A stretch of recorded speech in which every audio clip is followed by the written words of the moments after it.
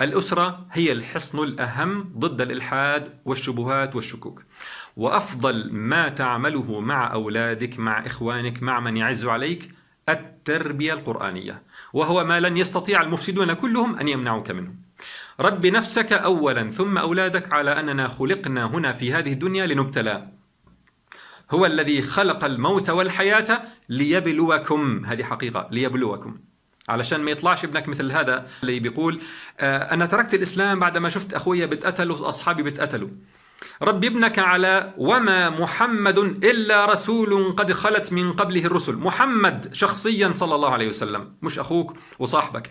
وما محمد إلا رسول قد خلت من قبله الرسل أفإن مات أو قتل انقلبتم على أعقابكم ومن ينقلب على عقبيه فلن يضر الله شيئا وسيجزي الله الشاكرين.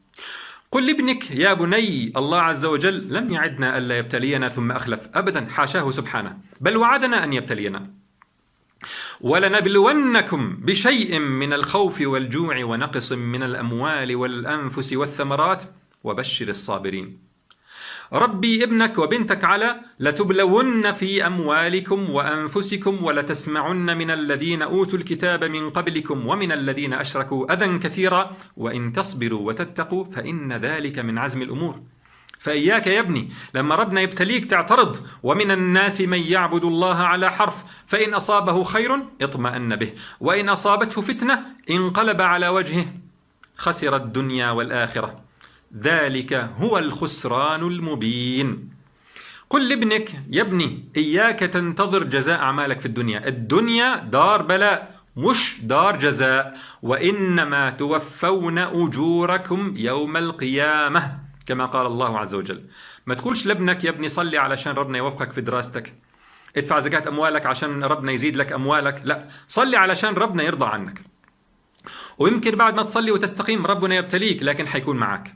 يا بني أقم الصلاة وأمر بالمعروف وانهى عن المنكر واصبر على ما أصابك. علشان ما يطلع لكش ابنك مثل هذه النماذج اللي بتقول الواحدة فيهم بحثت عن ربنا ما وجدتهوش، في الأطفال اللي بيتعذبوا، في اللي بنحبسوا من غير ذنب. ربيه على ذلك ولو يشاء الله لانتصر منهم ولكن ليبلو بعضكم ببعض. ربي ابنك وبنتك على وجعلنا بعضكم لبعض فتنة أتصبرون وكان ربك بصيرا. علشان ما تطلعش بنتك مثل شخصية في الفيلم اللي بتقول الإسلاميين خذلوا الثورة وأنا حسيت نفسي مش عايز أنتمي للناس دول. ربي ابنك وبنتك على يا أيها الذين آمنوا عليكم أنفسكم لا يضركم من ضل إذا اهتديتم. ربيه يكون عنده غيرة على دينه علشان لما يشوف ناس بيخونوا لواء الإسلام فمن النذالة إنه يترك الإسلام ليهم، ما يتعذرش بأنه هؤلاء خانوا الإسلام، لا، روح احمل لواء الإسلام.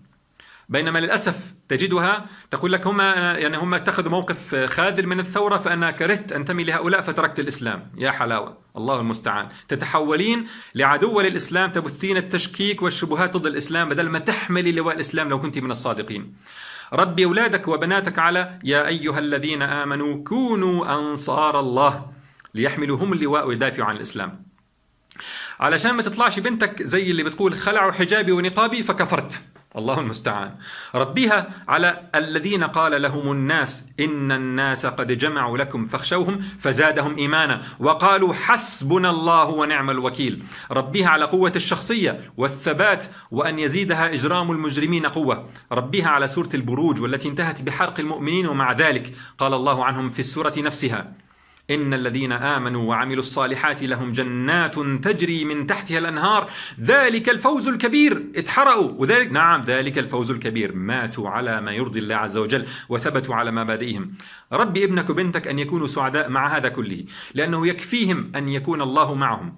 قل لابنك يا ابني، النبي عليه الصلاة والسلام قال وإن الله يعطي الدنيا من يحب ومن لا يحب ولا يعطي الإيمان إلا لمن أحب.